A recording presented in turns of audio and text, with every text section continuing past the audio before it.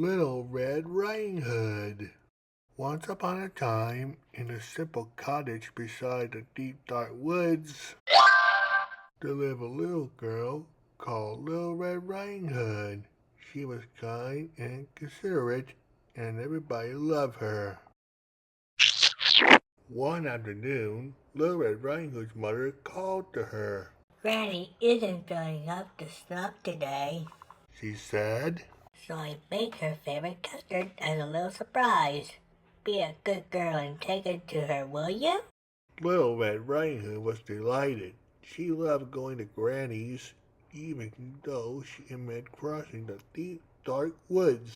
When the custard had cooled, Little Red Riding Hood's mother wrapped it up and put it in a basket. Whatever you do, go straight to Granny's. She said, Do not tarry. Do not speak to any strangers. Yes, Mommy, said Little Red Riding Hood. Before long, she was in the deepest part of the woods. Ooh, She said. this is scary. Suddenly, a large, big bad wolf appeared. Good afternoon, my dear. He said. Care to stop for a little chat? Oh, gracious me. Said Little Red Riding Hood. Mommy said not to speak to any strangers. But the wolf had such charming manners. And where are you going, sweet thing? He said. I'm on my way to visit Granny, who lives in a pretty yellow house on the other side of the woods. Said Little Red Riding Hood. She's feeling poorly, and I'm taking her a surprise. You don't say. Said the wolf. Just then, he had a delightful idea. No reason why I can't eat them both, he thought. Allow me to escort you. He said. You never know what might be lurking about. You're too kind. Said Little Red Riding Hood. Beyond the forest, they came to a patch of sunflowers. Why not pick a few? Suggested the wolf. Grannies love flowers, you know. But while Little Red Riding Hood was picking a pretty bouquet, the clever wolf hurried on ahead to Granny's house.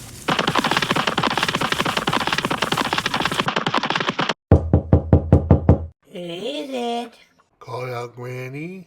It is I, your delicious, darling granddaughter, said the wolf in a high voice. The door is open. Said Granny. Surprise! Cried the wolf. Granny was furious at getting her ring interrupted. Get out of here, you horrid thing. She cried, but the wolf ate her right up. He didn't even bother to chew.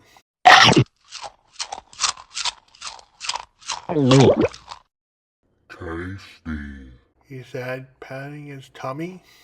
So tasty. Just then, he heard footsteps on the garden path. Here comes dessert. And losing no time, he put on Granny's glasses, jump into bed, and pull up the covers. Who is it? He called out in the sweetest Granny voice. It is I, your little granddaughter. Said Little Red Riding Hood. The door is open. Said the wolf. Little Red Riding Hood was distressed at seeing her grandmother so changed. Why, Granny? She said. What big eyes you have. The better to see you with, my dear. Said the wolf.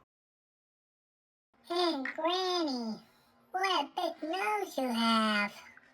The better to smell you with, my dear. And Granny, what big teeth you have. The better to eat you with, my dear. Cried the wolf.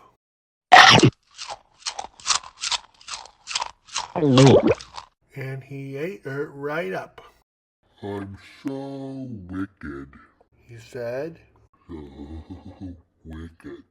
But really he was enormously pleased with himself, and having enjoyed such a heavy meal, he was soon snoring right away. A hunter passing by in alarm on his rifle racket. That doesn't sound like Granny. He said, and so the brave hunter jumped in the window, killed the sleeping wolf, and cut him open. Out jumped Granny and Little Red Riding Hood.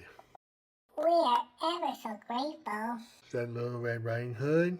That wicked wolf won't trouble you again. Said the hunter. It was so dark in here I couldn't read a word. Said Granny. Little Red Riding Hood promised never, ever to speak to another stranger, charming manners or not. And she and the hunter and Granny lived happily ever after. The end.